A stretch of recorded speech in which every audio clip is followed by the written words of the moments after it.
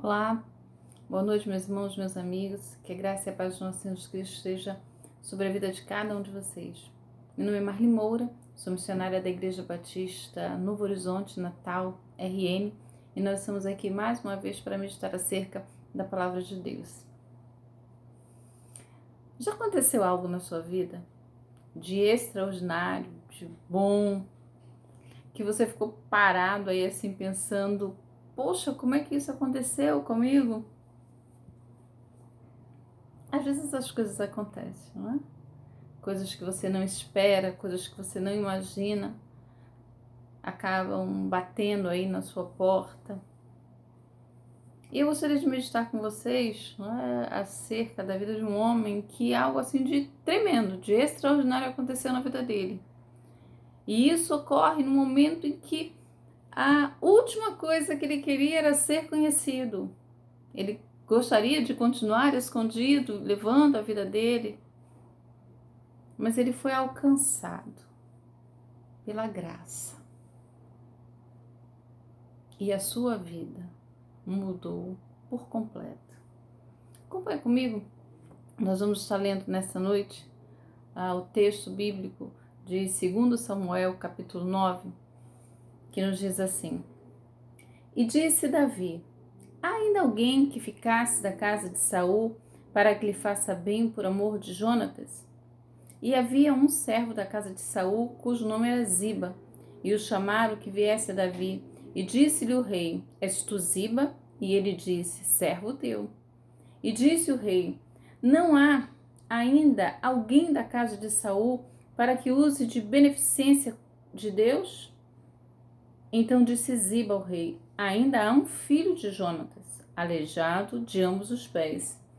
E disse-lhe o rei: onde está?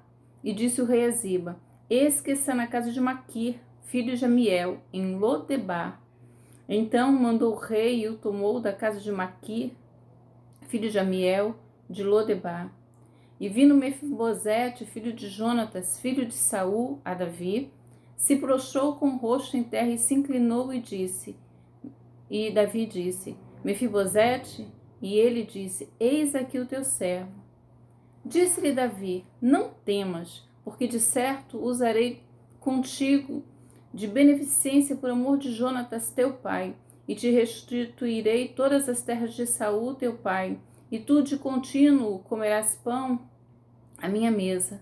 Então se inclinou e disse: quem é o teu servo, para tu teres olhado para um cão morto tal como eu?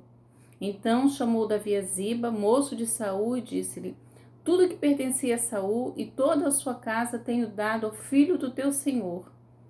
Trabalhar-lhe-ás, pois, a terra, tu e teus filhos e teus servos, e recolherás os frutos, para que o filho do teu senhor tenha pão e coma.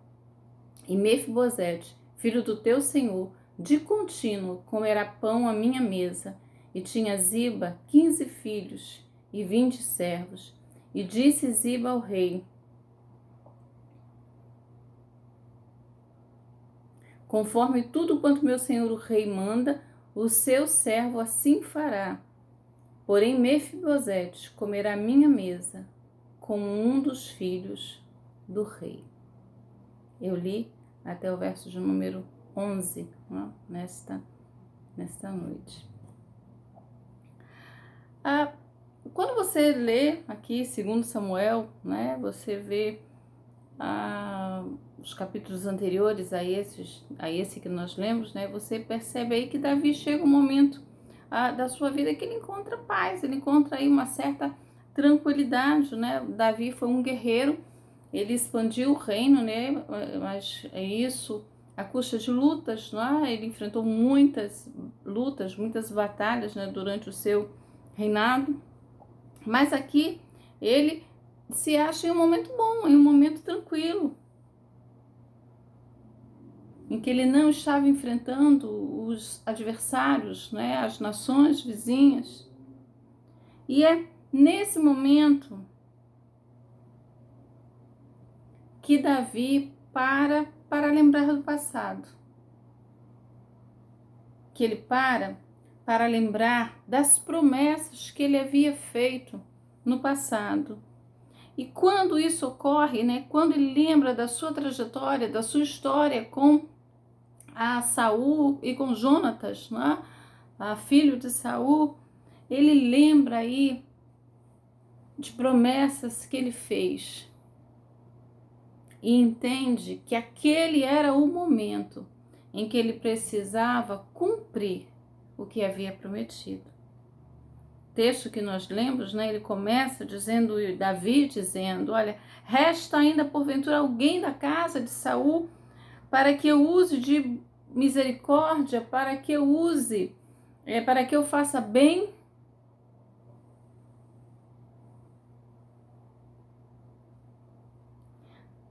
Davi está dizendo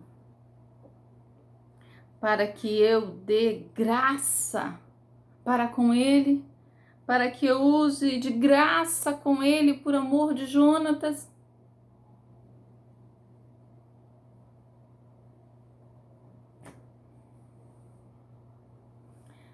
Davi teve uma relação muito estreita, né, de amizade muito estreita lá com Jonatas.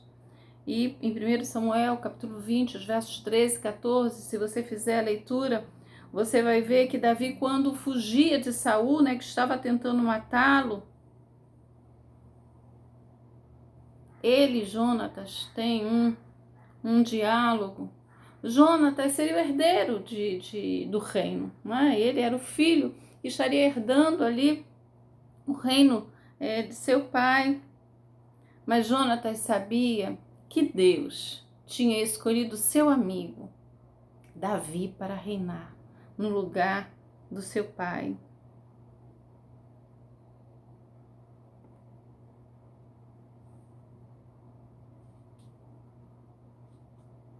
E aí, nesse encontro, ele, Davi e Jonatas,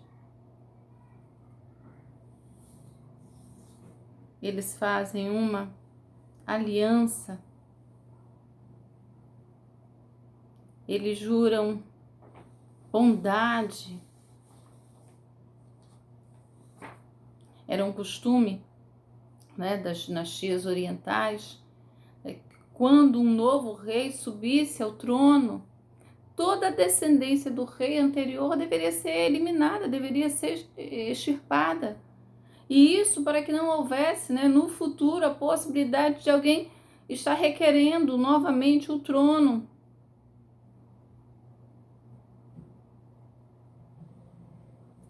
Nesse diálogo de Jonas com Davi, fica claro aí a certeza de Jonatas de que Davi subiria ao trono, e também o pedido sincero, para que apesar daquilo que era feito, Davi usasse de bondade, de misericórdia, de graça para com a sua família.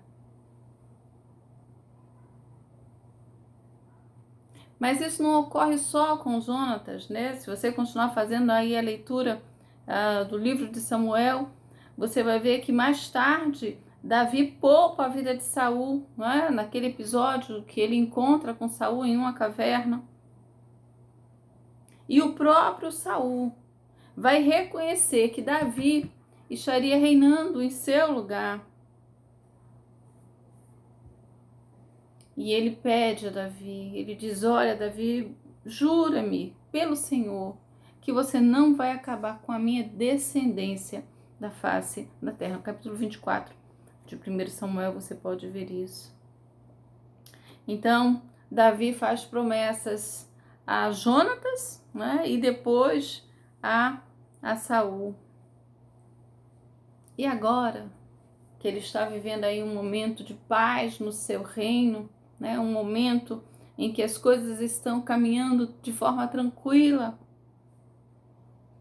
e ele pensa, resta ainda alguém? Há ainda alguém desta família, há alguém que ainda pertence à casa de Saul, há alguém ainda da casa de Jonatas, há alguém, existe alguém que eu possa cumprir aquilo que eu prometi. Eu fiz uma promessa. Eu prometi algo a alguém e eu desejo cumprir.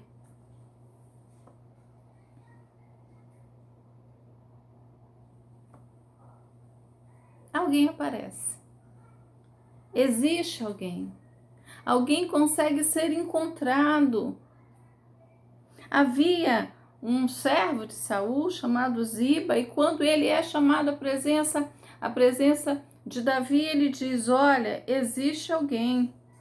Existe sim, tem alguém. Ziba vai dizer isso. Olha, existe, ainda há um filho de Jonatas. Mas ele acrescenta, ele diz: olha, mas esse rapaz é aleijado.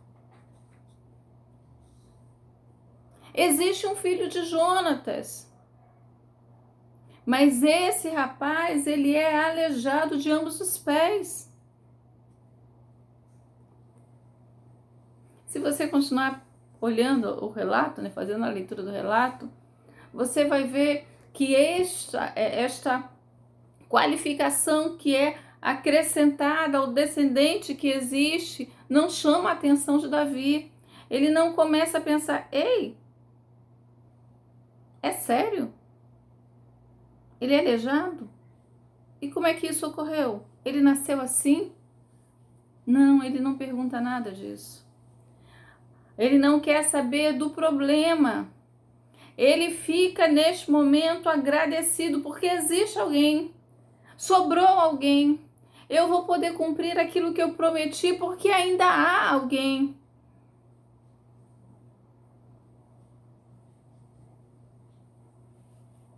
A pressa do rei é em cumprir. Ele diz onde é que ele está, onde é que ele se encontra.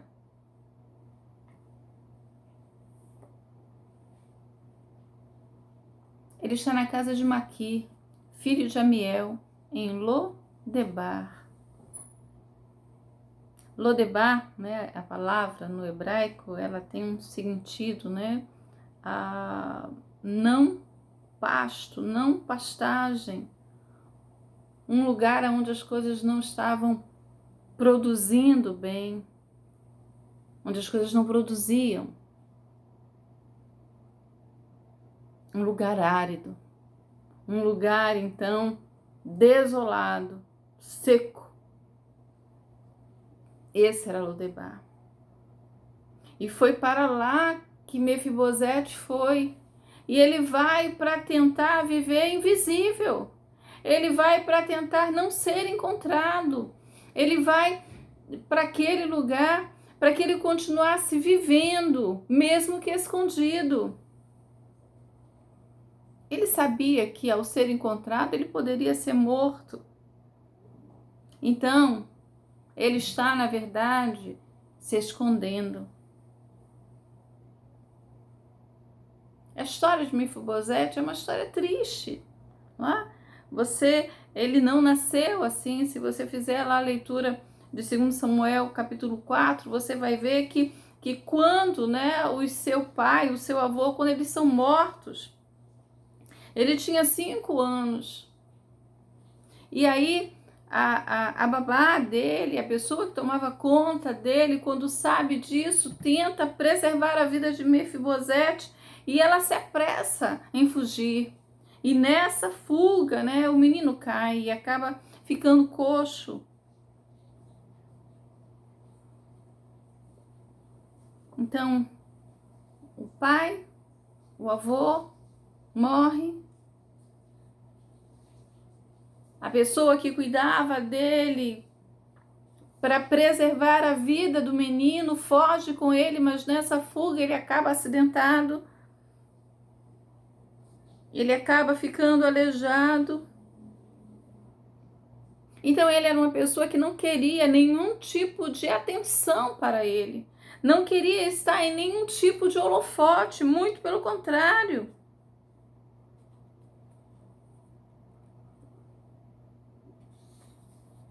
Ele queria permanecer em silêncio, em segredo, não chamar atenção para a sua vida.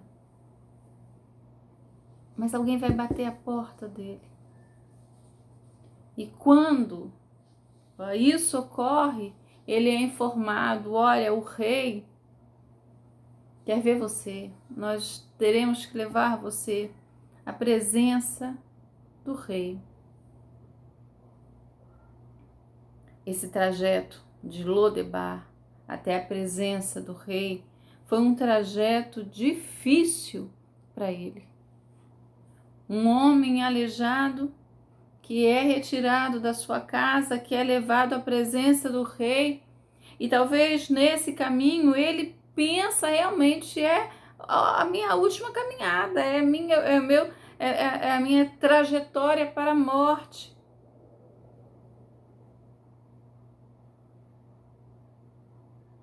Ele esperava realmente que o pior acontecesse, ocorresse na vida dele. E aí quando o rei o chama pelo nome, quando Davi diz Mefibosete, ele se prostra, ele se inclina, ele cai na presença do rei. Ele diz: o teu servo está aqui. Mas o que ele esperava, na verdade, naquele momento, era a sentença que seria proferida contra ele.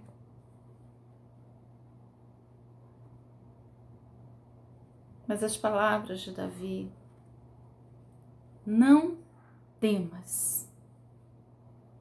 Rapaz, você está tremendo. Fique tranquilo, fique calmo.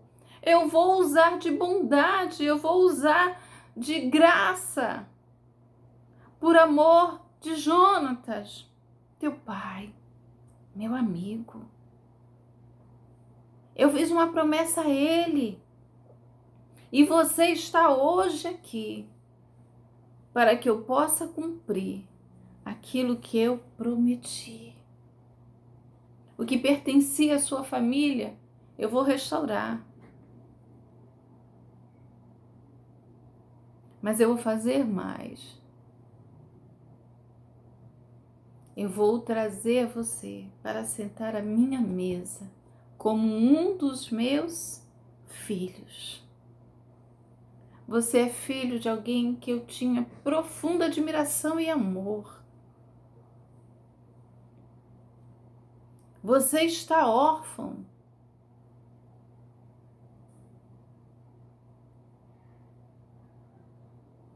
Mas agora é na minha casa, é na minha mesa que você vai comer. Davi olha para aquele rapaz, para Mefibosete, e dá a ele um lugar de honra.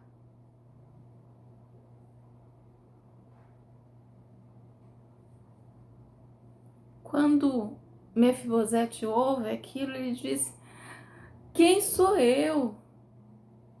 Quem sou eu? Ele vai usar a expressão e diz: olha, quem é o teu servo? Por que o Senhor está olhando, está gastando o seu tempo para olhar para um cão morto como eu?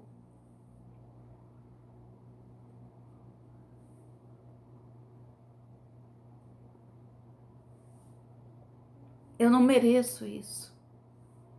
Se o Senhor poupar só a minha vida, já está de bom tamanho. Davi não responde a essa indagação de Mefibosete. Davi diz para Ziba: olha, faça tudo como eu tenho dito. O que era de Saul vai para Mefibosete e ele vai ficar aqui comendo a minha mesa. Ele vai comer a mesa do rei como um filho meu.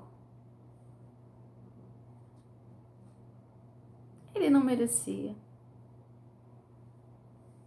Isso é graça. Isso é graça. Deixa eu dizer uma coisa para você nesta noite. A graça que alcançou Mefibosete também alcançou você. quem nós éramos, para que o Senhor Deus olhasse para as nossas vidas e se atentasse para cada um de nós.